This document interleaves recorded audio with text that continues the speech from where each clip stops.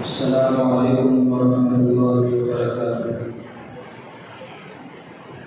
نحمده ونصلي على رسوله الكريم، أما بعد فأعوذ بالله السميع العليم من الشيطان الرجيم، بسم الله الرحمن الرحيم۔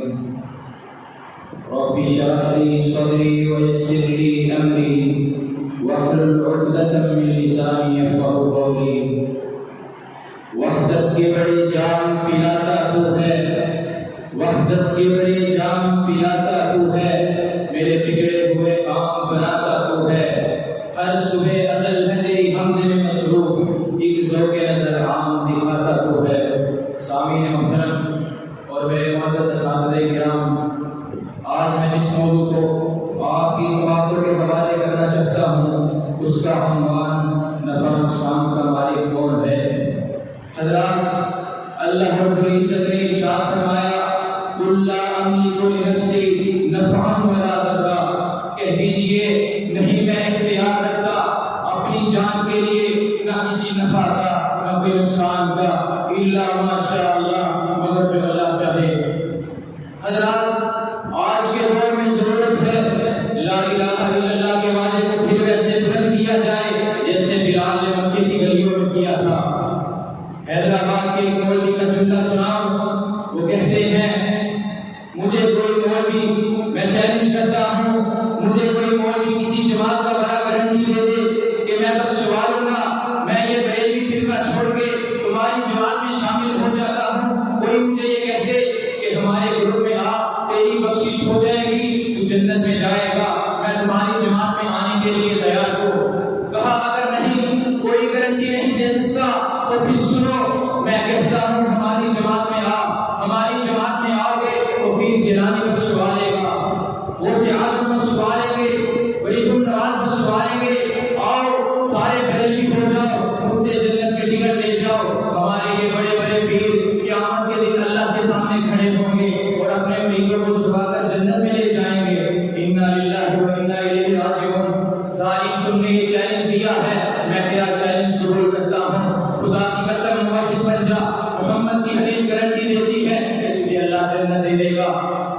اللہ کی توحید پہ آ جا، ان مردوں کو غوث اعظم نہ سمجھ جو اپنے کپڑے نہ اتار سکے، جو اپنی طہارت نہ کر سکے، جو اپنا غسل نہ کر سکے، جو روٹی بیوی کو چپ نہ کرا سکے، جو روتے بچوں کو چپ نہ کروا سکے، ارے جو خود چل کر قبرستان نہ جا سکے، جو خود قبر کی مٹی پہ اتر نہ سکے، جو خود قبر کی مٹی پہ اتر نہ سکے۔ حضرات، یہ اتنے مضبوط تھے کہ لوگوں کے کندھوں میں سوار ہو کر گئے تھے۔ وہ قبر میں داخل ہونے کے بعد سب سے بڑے مددگار کیسے بن گئے؟ حضرات، غوث اعظم کا معنی کیا ہے؟ سب سے بڑا مددگار۔ اور ترتیبیں لوگوں سن لو، کائنات میں سب سے بڑا مددگار وہ ہے اور وہ نہیں ہے جو رب کی مٹی میں دفن ہو جائے، وہ ہے جو سب کو مانتا ہے، اسے موت نہیں آتی۔ تم کہتے ہو ہمارا بابا انڈیا کا غریب نواز ہے، ارے اللہ کی قسم کائنات میں غریب نواز دو نہیں ہے، غریب نواز ایک ہے۔ تم کہتے ہو ہمارا بابا غریب نواز ہے، پھر قیامت کے دن اللہ کو کیا کہو گے؟ ہم کہتے ہیں اللہ غریب نواز ہے۔ کیسے؟ کلیمہ ہم سے وہ مالک کہتا ہے انتم الفقراء، تم سارے غریب ہو، تم سارے فقیر ہو، تم سارے مانگتے ہو۔ نبی ولی علی غوث خدر جو تم نے بنا رکھے ہیں، اپنے بزرگوں کو جو تم نے نام دے رکھے ہیں، سنو یہ سب اللہ کے در کے فقیر ہیں۔ حضرات، جس امام کو ہم مانتے ہیں، جس امام کو ہم نے امام اعظم کہا، قائد اعظم کہا، رہبر اعظم کہا، اللہ کی قسم اس کی گارنٹی ہے کہ جب تک محمد دروازہ نہ کھلوائے گا تب تک کوئی جنت میں نہیں جا سکتا۔ اور تم کہتے ہو کہ ہمارے پیر صاحب نے ہمیں چھڑا لینا ہے، اور یہاں نبی کریم صلی اللہ علیہ وسلم لہتے جگر فاطمہ سے کہتے ہیں بنت فاطمہ، بیٹی عمل کرنا، لا اغنی عنک من اللہ شیئا، اگر اللہ نے پکڑ لیا تو محمد کی لہتے جگر ہونے کی وجہ سے چھٹکارا نہ ہوگا، اگر رب نے پکڑ لیا تو میں تیرا بابا تجھے چھڑا نہ سکوں گا۔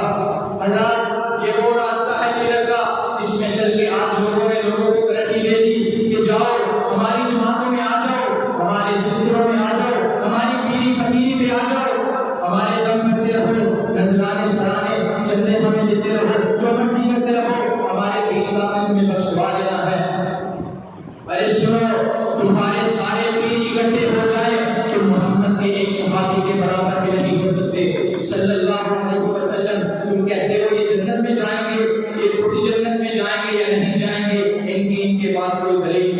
گارنٹی نہیں ہے حضرات، یہ گارنٹی صرف اہل الحدیث کے پاس ہے کہ وہ جنت بنوائے گا۔